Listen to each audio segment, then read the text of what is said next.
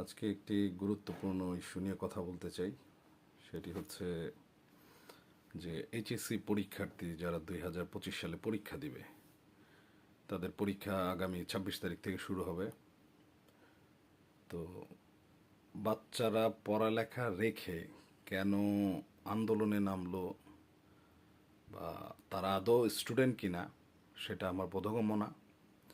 আর যদি তারা স্টুডেন্ট হয়েও থাকে, তারা ঠিক কাজ করছে না। তারা স্টুডেন্ট থাকাকালীন বা যে সময় তাদের পড়ার কথা ছিল তখন পড়ে নাই। তো যখন তাদের সময় ছিল পড়ার তখন না পড়লে এখন লাস্ট মুহূর্তে আপনি সময় বাড়ানোর জন্য আন্দোলন করবেন, মানুষের ভোগান্তি করবেন, এতে আমি দিতে পারলাম না, সমর্থন দিতে পারলাম না। এই জন্য আমি দুঃখিত। এবং যারা যারা এই রাস্তায় নেমে মানুষের জনদুর্ভোগ তৈরি করছেন, মানুষের ধৈর্যের একটা বাঁধ আছে। আপনাকে যদি পুলিশ পিটাইতে থাকে, সাধারণ জনগণ আপনাকে পিটাবে।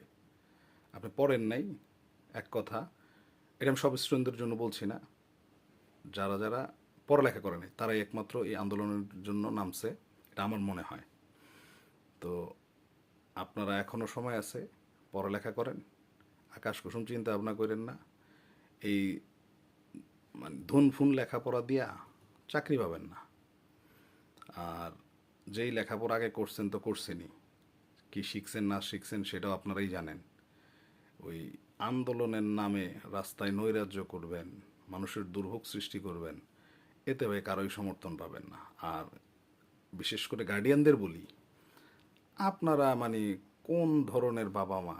আপনার সন্তান কই যায়, কি জন্য যায়, এটা আপনারা জানেন না। তারা আন্দোলনে নামে না নামে, কেন নামে?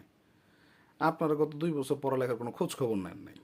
এখন হুট করে তাদের বলাবান আন্দোলনে নামছে, তাদের জন্য একবার আপনাদের সহমর্মিতা গজায় গেছে। কেন রে ভাই? 2 বছর যখন পড়ে নাই তখন একটা ব্যাত নিয়ে নামতে পারে নাই, বেটা পর, এই মেয়ে পর।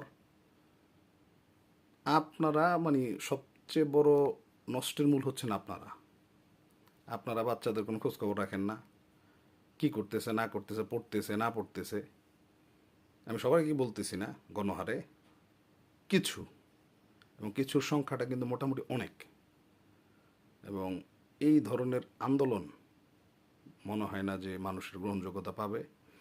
তবে আমি আশা করি এখনও মানুষ, এই ছাত্রছাত্রীদের শুভ বুদ্ধির উদয় হবে, তারা পড়ালেখা ফেরত যাবে এবং পরীক্ষা ভালোভাবে প্রস্তুতি নেওয়ার চেষ্টা করবে। সবাইকে ধন্যবাদ। শুভরাত্রি।